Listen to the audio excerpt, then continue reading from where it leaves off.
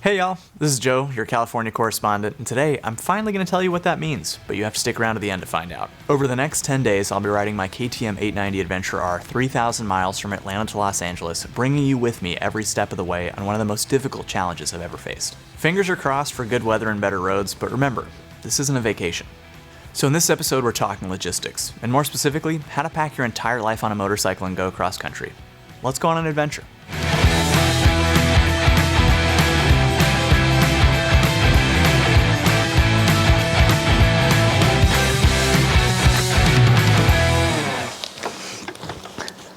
Alright, so I want to talk a little bit about what I've actually taken. This is a 2022 KTM 890 Adventure R, and I bought it for a reason. I'm going to California, I'm really looking forward to riding out in the desert.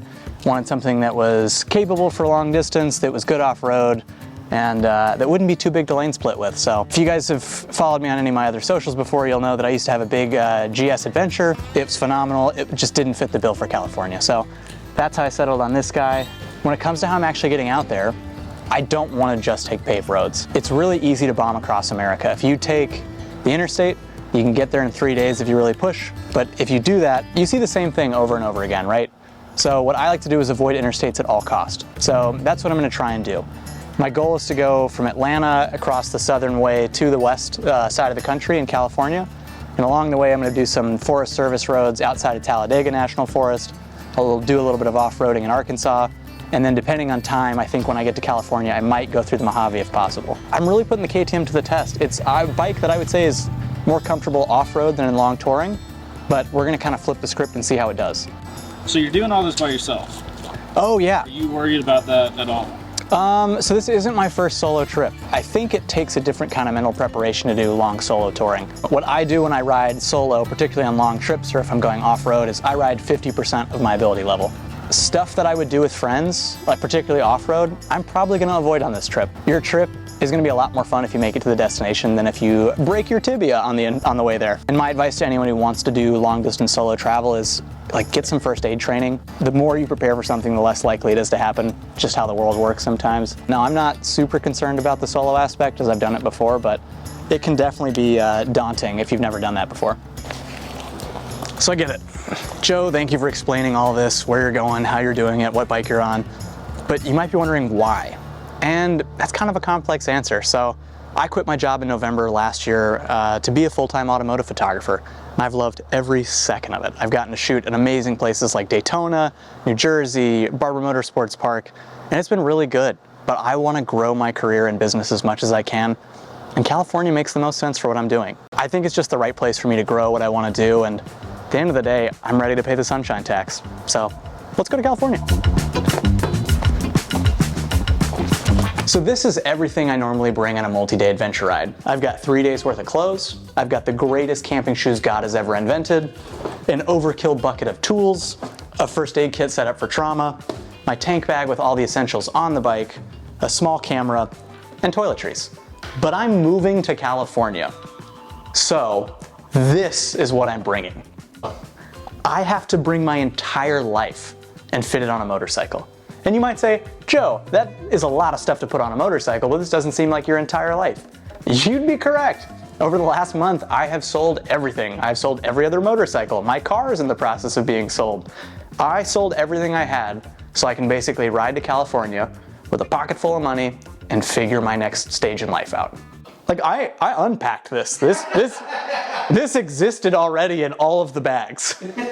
Sorry to break the magic of cinema, but we're doing it backwards. Somehow this came out of my motorcycle. Joe literally just unpacked this entire table, and now he's literally mystified at how it was. So as you guys may or may not know, my full-time job is an automotive photographer. So I've got most of my gear on the table here that I'm taking with me to California, and protection is a huge issue. When it comes to the KTM, I'm taking all soft luggage. Part of the reason I chose all the Moscow stuff was I bought that bike to do a lot of off-road riding, and I want to bring my stuff with me. Putting my camera gear on the side is not an option.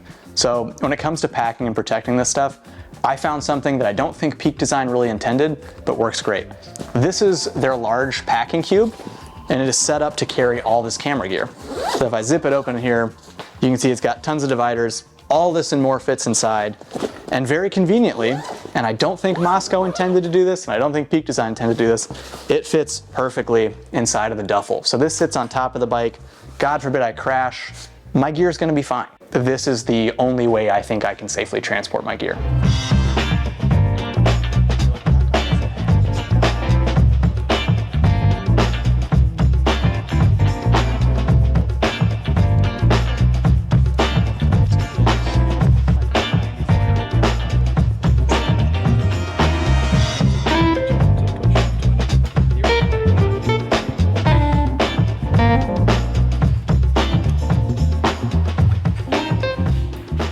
So this entire trip is going to take me 8 or 9 days. I say that because I always like to build in a little bit of wiggle room for weather, or God forbid I get hurt, or emergencies happen. It is the nature of riding motorcycles.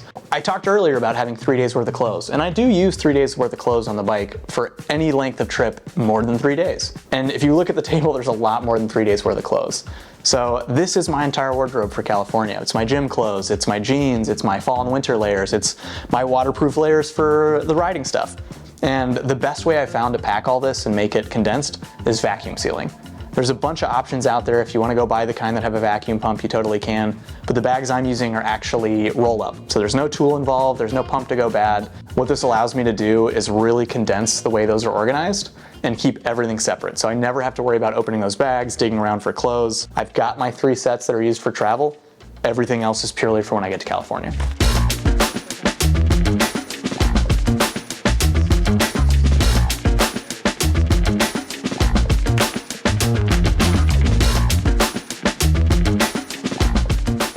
All right, so this is a vacuum bag. All I'm gonna do here is load the stuff in the bag, and you'll see you get to squeeze the air out. It's a one-way valve. It's super easy to do and requires no tools.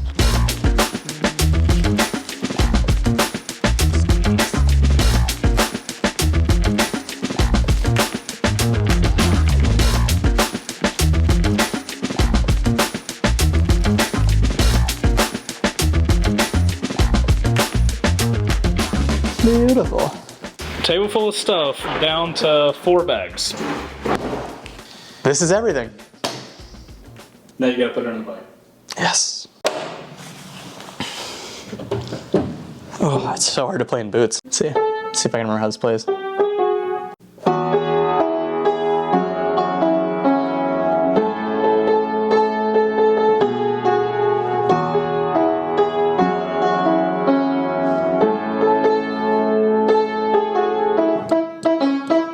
So when it comes to gear for this trip, I'm gonna be traveling in all sorts of climates. I'm gonna be going on-road, off-road, interstate, dirt roads. I mean, every possible kind of road between here and LA. So for my suit, I'm wearing a 2-piece suit. It is a Defender GTX jacket and pants combo, and it is an amazing, breathable, and waterproof 4-season suit that's really suited for everything I'm doing. I mean, we talked about it on this trip. I'm gonna be doing some back roads, I'm gonna be doing dirt roads, who knows what the temperature swings are gonna be. I kinda have to be prepared for everything. It's one less thing to pack, it's one less layer, it's all self-contained, and it just works.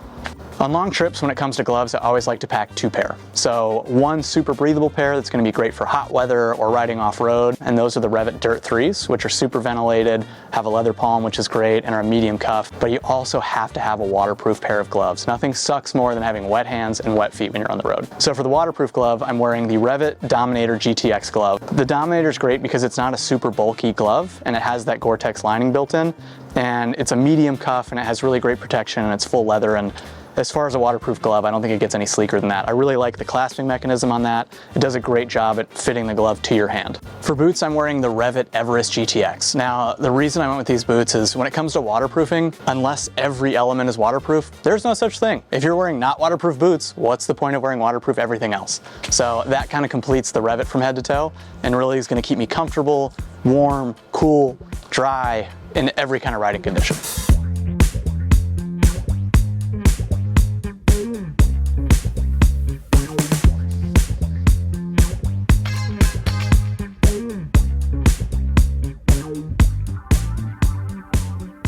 On a scale of 1 to 10, how excited are you for this whole trip? Dude, it's like a 9.5. I always leave room for improvement because the weather could suck or it could be amazing, so it could make it better or worse. So you got a high of 9.5. High of 9.5. I would say low of 4. I mean, at the end of the day, I'm riding a motorcycle, so even if it's raining, hailing, thundering, Tornado-ing. Still on a Still on a motorcycle. You'll fit under a highway overpass. Exactly.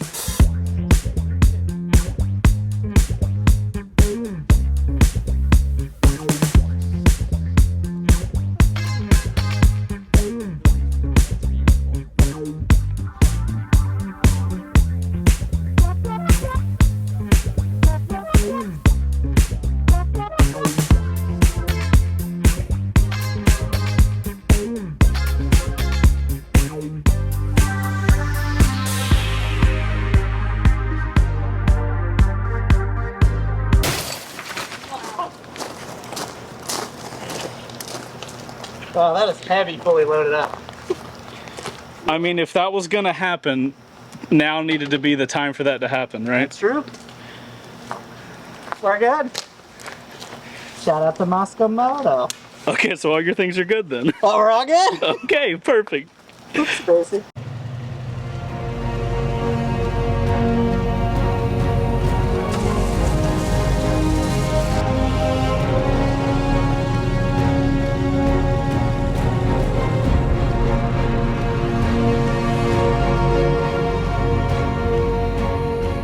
The bike, the gear, and the destination are all pretty new to me, but the idea behind this has always been the same. Have fun and try not to crash.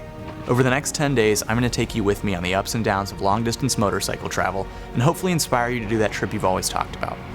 Whether it's 300 or 3,000 miles, I'm convinced there's no better way to travel than on two wheels. However, a trip like this isn't without risk. There are huge stretches of remote highway, unpredictable trails, and potential for crazy weather around every corner. There's way too much footage to pack this into one video, so make sure to subscribe and hit the notification bell to stay up to date when each episode of this multi-part series goes live. We'll see you next time.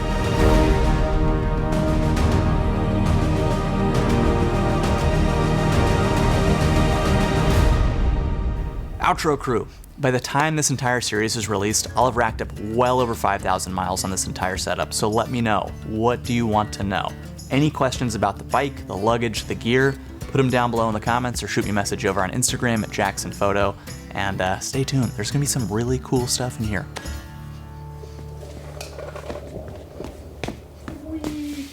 Runs into something incredibly expensive.